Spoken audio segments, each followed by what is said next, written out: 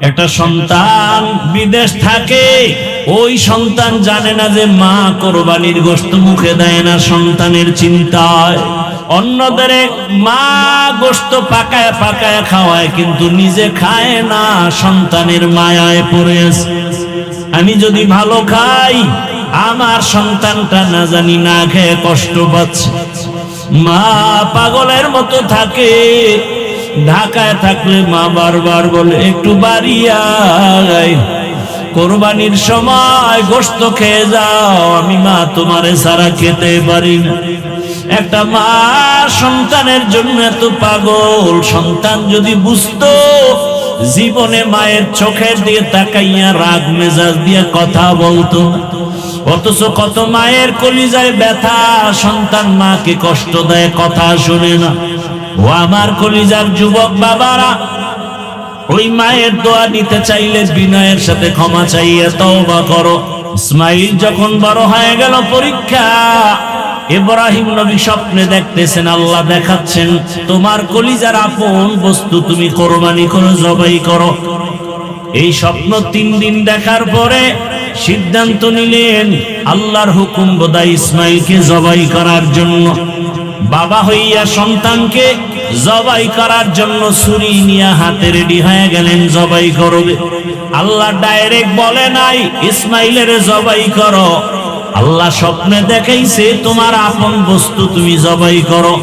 ইব্রাহিম নবী প্রথম দিন উট জবাই করলেন, দ্বিতীয় দিন উট জবাই করলেন, বুঝতে পারেন নাই। শেষ পর্যন্ত ইসমাইলের জবাই করার জন্য রওয়ানা। ইব্রাহিম নবী বাইতুল্লাহর কিনারায় গিয়া হাজির হয়ে গেলেন।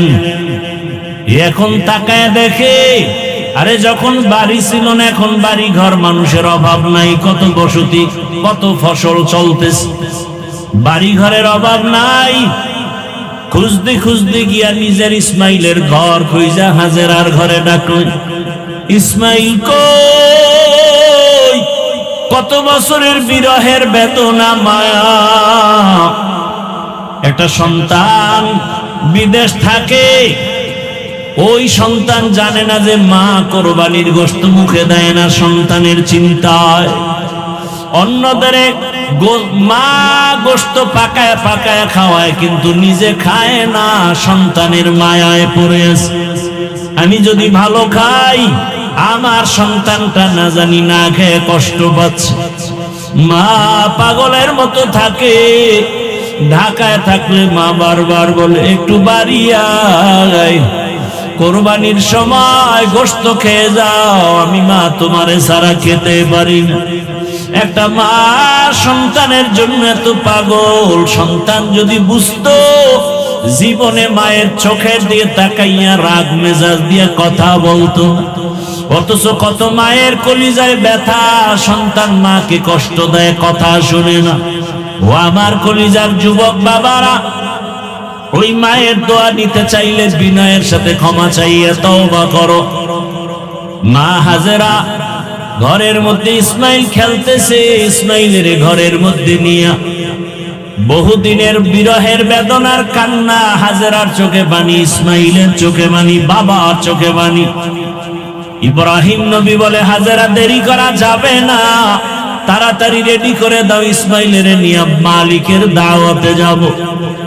মা হাজেরা বুঝতে পারেন নাই, কোথায় জানি দাওয়াতে যাবে। দুনিয়ার কোন মালিক, দুনিয়ার কোন বাদশা দাওয়াত দিস, আসল মালিক আল্লাহ দাওয়াত দিস। ইব্রাহিম নবী হিকমতে কথা ঘুরায় বললেন, মা হাজেরা বুঝতে পারলেন না। সুন্দরভাবে সাজাইয়া গোসল করায় যখন ইসমাইলের বাবার হাতে তুলে দেয়, বাবা সামনে যায়, ইসমাইল পেছনে যায়। কোরবানির জায়গা বর্তমান মিনা বাজার, যখন এখন যেখানে কোরবানি ইব্রাহিম ওখানেই দিলেন। ইসমাইলের ওখানে নিয়া এবার 14 বছরের সন্তান ইসমাইলের বাবা ডাক দিয়া কয়, ইয়া আবাতিফ ইয়া বুনাইয়া ইন্নী আরা ফিল মানামি আন্নী আযবাহুকা ফানজুর মাযা তারা। ও আমার কলিজার সন্তান, আমি স্বপ্ন দেখলাম তোমারে জবাই করতেছি, তোমার কি মতামত? দেরি নাই, সাথে সাথে ইসমাইল বলতেছে, ইয়া আবাতি ফাআল মা তুমার, সাতাজিদুনি ইনশাআল্লাহু মিনাস সাবিরিন। ও বাবা, তাড়াতাড়ি স্বপ্নের কাজটা করে ফেলেন, ইনশাআল্লাহ ধৈর্য ধারণকারীদের মধ্যেই আমাকে পেয়ে যাবেন। ইসমাইল এই কথা বইলা ইতিহাসবিদরা বলেন ইসমাইল এবার কান্না শুরু করছেন, হালকা, বেশি জোরে না। আবার যদি জবাই না হয় আল্লাহর কাছে কি জবাব দিব? বিনয়ের সাথে একটু বললেন, কান্না জড়িত কণ্ঠে, বাবা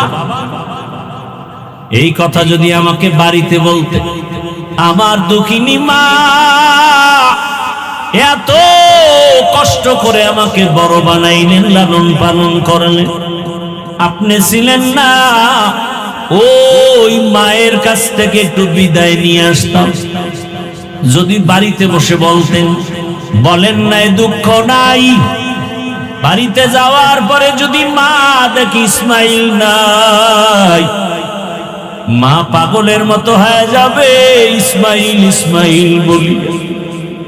আপনি আমার মাকে সালাম দিবেন আর সান্ত্বনা দিবেন।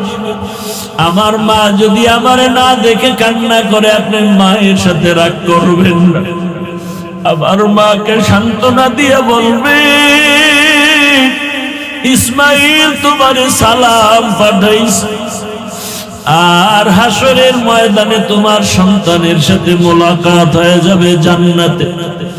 আব্বা জান, আমারে জবাই করার জন্য উপর করে শোয়া দেন, আপনার চোখে রুমাল দিয়া বাঁধেন, কারণ জবাই করার সময় যদি মায়ার নজর লাগে আর জবাই করতে পারবেন না রে বাবা।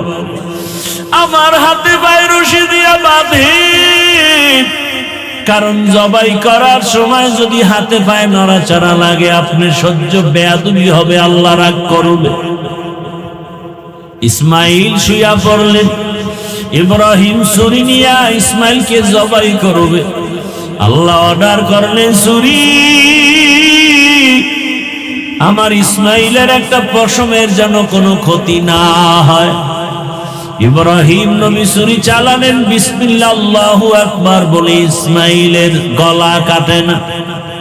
ইসমাইলের উঠাইয়া দ্বিতীয়বার আবার পরীক্ষার জন্য পাথরে আঘাত করলেন, দেখে পাথর টুকরো হয়ে গেল। এইবার সিদ্ধান্ত নিলেন, ইসমাইল শুয়া পড়ো, রক্ত হাতে না লাগা পর্যন্ত তোমাকে আমি ছুরি চালানো বন্ধ করব না। কেমন বাবা, কেমন সন্তান, আল্লাহর হুকুমের জন্য নিজেদেরকে বিলীন করে দিলেন। আল্লাহ বলেন, আমি কাউকে ছেলে দেই, কাউকে মেয়ে দেই, কাউকে দোনোটা দেই, কাউকে কোনোটাই দেই না। ক্ষমতা কার? কাদের কুদরত দারি বর কামাল, আন্তা রব্বি আন্তা হাসবি যুল জালাল, তুহি কাদের জলিলুল্লাহ জাহাদার, বহর হালে তুহি মেরা নিগাহদার। আল্লাহ কয়, আমি ইব্রাহিম রে পাঠাবো, নমরুদকে আসতে দিব না। কাঠটা টিকবে, টিকলো কাঠটা, আল্লাহটাই ডাইরেক্টরের ঘরে আল্লাহ ইব্রাহিম রে পাঠায় দিলেন। মা গোপনে গোপনে রাইখা ইব্রাহিম রে বড় বানালেন। ইব্রাহিম নবী বড় হইয়া তাওহীদের পরিচয় পাইয়া আল্লাহর পথে দাওয়াত দিলেন। আর আব্বাকে বললেন, ও বাবা, তুমি এমন খোদার অনুসরণ করো যাদের তোমরা নিজের হাতে বানাইছো, বানাইয়া সামনে ফলমূল দাও, ফল খাবে দূরের কথা, মশাও তারাইতে পারে না। এমন খোদার অনুসরণ কেন করো? তোমারে আমারে যিনি বানাইছেন সে আল্লাহর ইবাদতের দিকে আগায় যাও। নমরুদের দাওয়াত দেয়, বাবারও মাথা গরম, নমরুদেরও মাথা গরম। আল্লাহ তাআলা ইব্রাহিম নবীর উপরে পরীক্ষা দিয়া দিলেন, একের পরে এক কঠিন পরীক্ষা আসতেছে। যার ঈমান যত তাজা তার পরীক্ষা তত কঠিন, যেই ছাত্র যত ভালো তার প্রশ্ন তত কঠিন। পয়গম্বর ইব্রাহিমকে দুনিয়া থেকে বিদায় দেওয়ার জন্য নমরুদ আগুনের কুণ্ডুলি সাজাল।